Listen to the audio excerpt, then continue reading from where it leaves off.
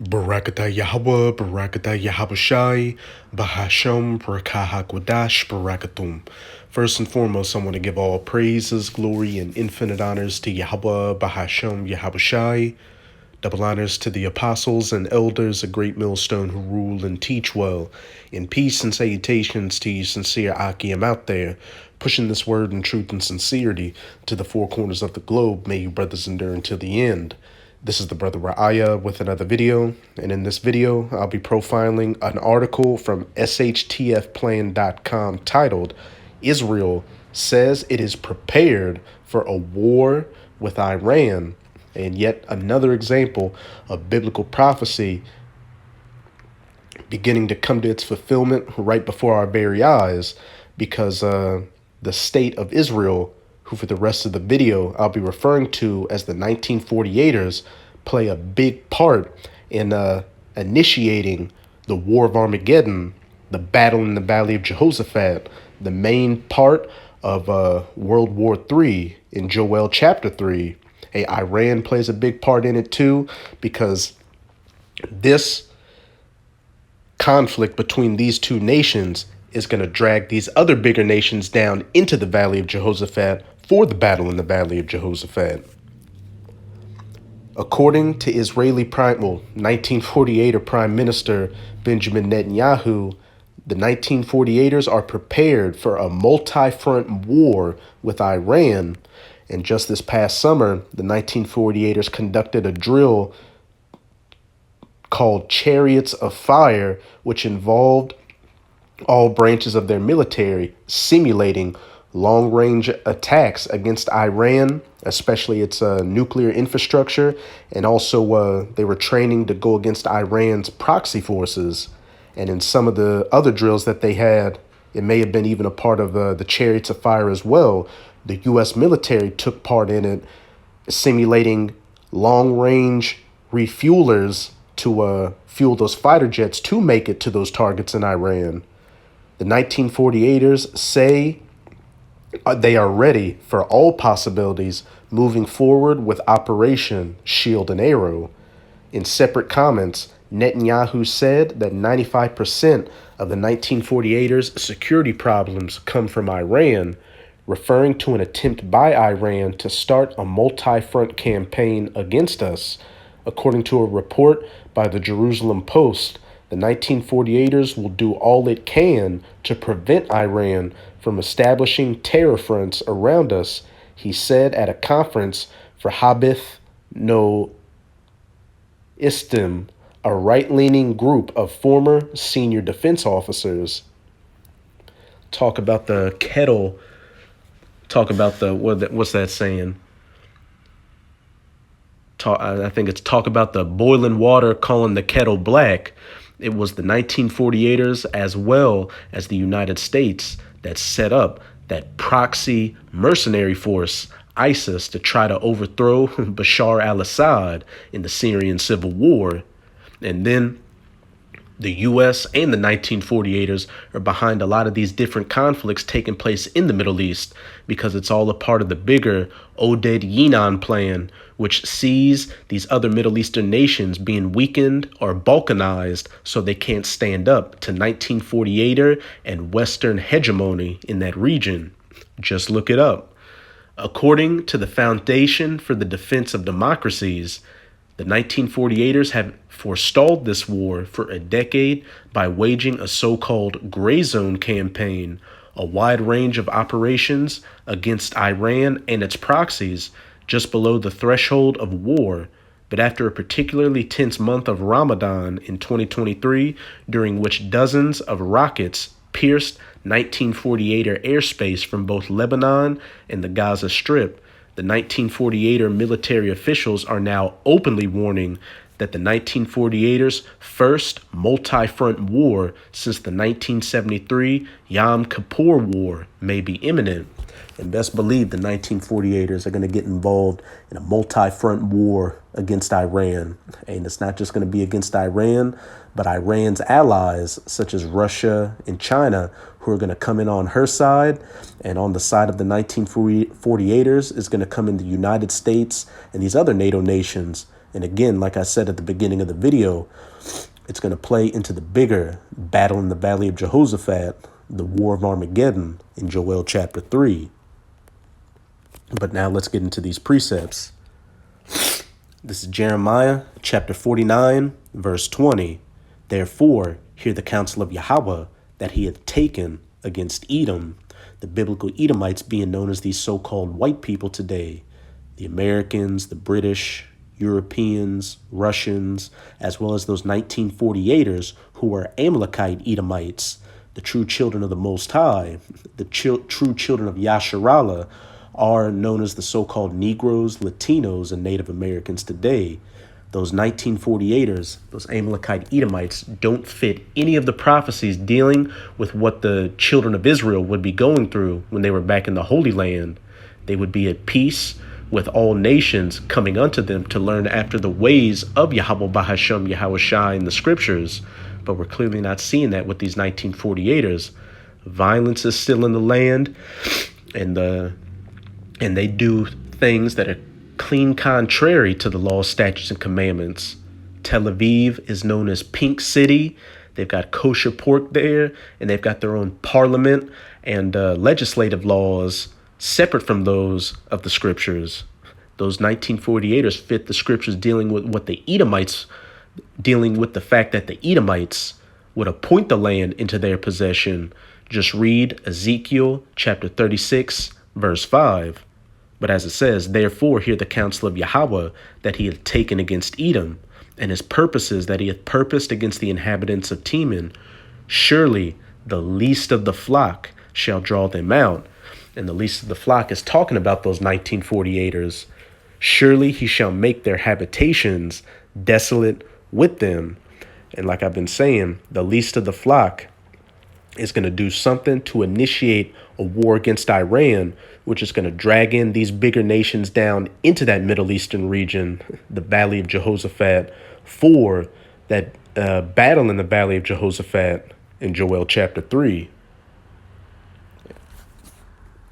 This is Joel chapter 2, verse 20. But I will remove far off from you the Northern Army, the North American Army, the United States military, all branches, and will drive him into a land barren and desolate, that Middle Eastern region, with his face toward the east sea and his hinder part toward the utmost sea. And the main staging ground for this upcoming battle is going to be Saudi Arabia. And where it says, with his face toward the east sea, here's a map. And to the east, you have the Persian Gulf, and what's above it? Iran, which just happens to be the main target of the United States of America, as well as the 1948ers in that Middle Eastern region. And let's hear it from the horse's mouth. This is U.S. General Wesley Clark. About 10 days after 9/11, I went through the Pentagon and I saw Secretary Rumsfeld, and one of the generals called me in. He said, "Sir, you got to come in and talk to me a second." I said, "Well, you're too busy." He said, No. He says, "We've made the decision. We're going to war with Iraq." I said, "We're going to war with Iraq? Why?" He said, "I don't know." He said, "I guess they don't know what else to do." I said, "Well, did they find some information connecting Saddam to Al-Qaeda?" He said, No. He says, "There's nothing new that way. They just made the decision to go to war with Iraq." He said, "I guess it's like we don't know what to do about terrorists, but we've got a good military and we can take down governments." So I came back to see him a few weeks later, and by that time we were bombing in Afghanistan. I said, "Are we still going to war with Iraq?" And he said, "Oh, it's worse than that." He said, "I just got this down from upstairs," meaning the Secretary of Defense's office today, and he said, "This is a memo that describes how we're going to take out 7 countries in 5 years, starting with Iraq and then Syria, Lebanon, Libya, Somalia." And as you can see, all those countries currently have some form of conflict in it. And best believe a lot of the dollar trails or the money trails lead back to the U.S. and the West, 1948ers as well. But here's the main point. Sudan, and finishing off Iran. I said, and finishing off with Iran. Remember what I just said. You have the Oded Yinon plan, which looks at weakening these different Middle Eastern nations so that the 1948ers can be the sole strong power in that region, which in turn gives power to these different Western nations to dictate what goes on with the natural resources and the politics of that region. With his face toward the East Sea and his hinder part, or behind him, toward the utmost sea, the Red Sea, and what just happens to be around there, Sudan, which they've got some civil unrest taking place there as we speak.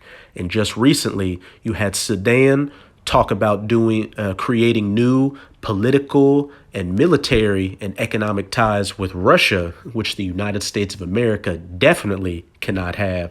And then also, what have you got going on? Saudi Arabia being courted by China to start selling their some of their oil in the Chinese yuan. And Saudi Arabia is also talking about interest in joining the BRICS. And we know that the BRICS is looking to subvert the dominance of the US dollar, that petrodollar. And look at what's happened with all these different nations that have tried to go out from under the petrodollar's dominance. And then you've also got a U.S. military presence in Saudi Arabia, in Iraq, and also in Syria as well. Hey, when you've got the eyes to see it, biblical prophecy perfectly lines up. And his stink shall come up, and his ill savor shall come up, because he had done great things. And to the U.S. military personnel that finds themselves in that Middle Eastern region during the battle in the Valley of Jehoshaphat, that's going to be your final resting place. So here's one example of the least of the flock, drawing out these nations down for that bigger battle in the Valley of Jehoshaphat. You've got the U.S. that's going to come in on the side of the 1948ers, and then on the side of Iran, nations like Russia, which in prophecy is an ally unto Iran and will defend them. This is Ezekiel chapter 38. I'm going to start at verse 1. And the word of Yahweh came unto me, saying, Son of man, set thy face against Gog, which is the biblical name for Russia, the land of Magog, the chief prince of Meshech and Tubal, and prophesy against him, and say, Thus saith the Lord Yahweh, Behold, I am against thee, O Gog, the chief prince of Meshech and Tubal, and I will turn thee back and put hooks into thy jaws.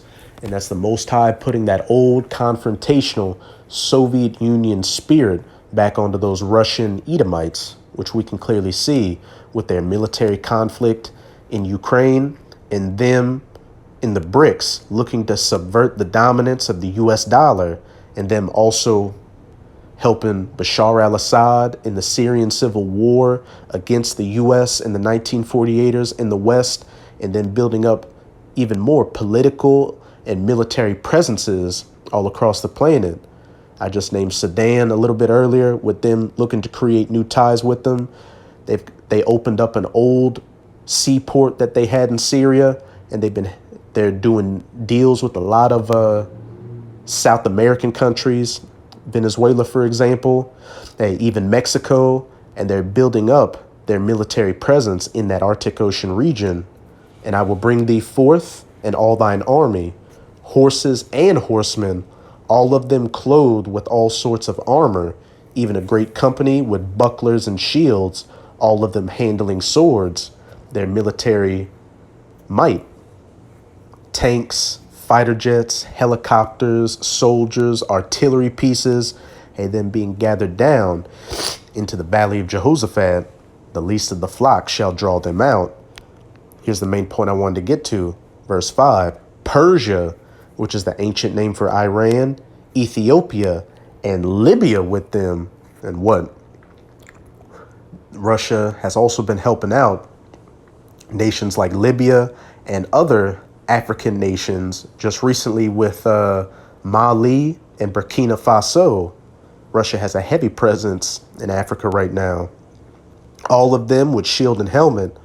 Gomer, which is speaking of Turkey, and all his bands, the house of Togarmah of the north quarters and all his bands, and many people with thee. Be thou prepared, and prepare for thyself, thou and all thy company that are assembled unto thee, and be thou a guard unto them, an ally, a protector unto them. So when the 1948ers make their move, with the least of the flock, drawing them out. It's going to draw out that northern army in on the side of the 1948ers, and it's going to draw out Gog and Iran's or Persia's other allies in on their side, and it's ultimately going to play into the bigger battle in the Valley of Jehoshaphat in Joel chapter 3. This is Joel chapter 3. I'm going to start at verse 9. Proclaim ye this among the Gentiles, the heathen Gentiles, prepare war with Iran, World War III, nuclear war, because World War III is going to go nuclear, the battle in the Valley of Jehoshaphat, the war of Armageddon. Wake up the mighty men, let all the men of war draw near, let them come up. The 1948ers say they are prepared for a war with Iran.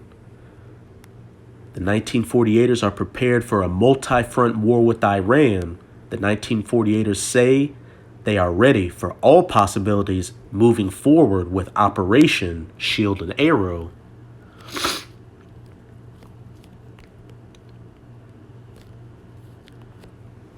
Wake up the mighty men, let all the men of war draw near, let them come up.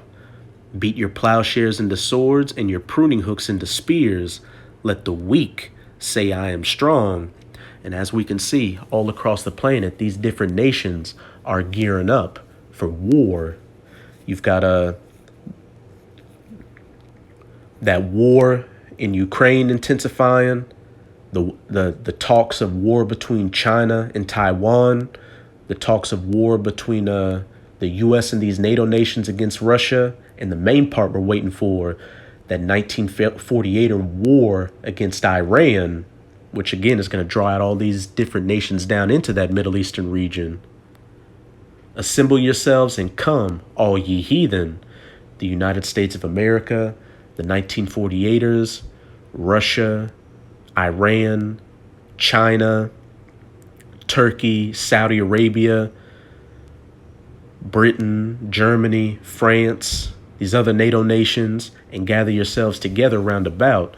Thither cause thy mighty ones to come down, O Yahweh, and those mighty ones are the death angels of the Most High, waiting to get the go-ahead to release this great destruction, allow this war to truly kick off, which is mainly going to happen after the MOTB, the MARKOFTHEBEAST in Revelation chapter 13, verses 16 to 18, which is that RFID/NFC C-hip implant is mandatorily implemented.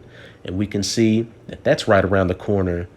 There's talks of society moving to CBDCs and a digital cashless society, which will be predicated upon having that C-hip in you.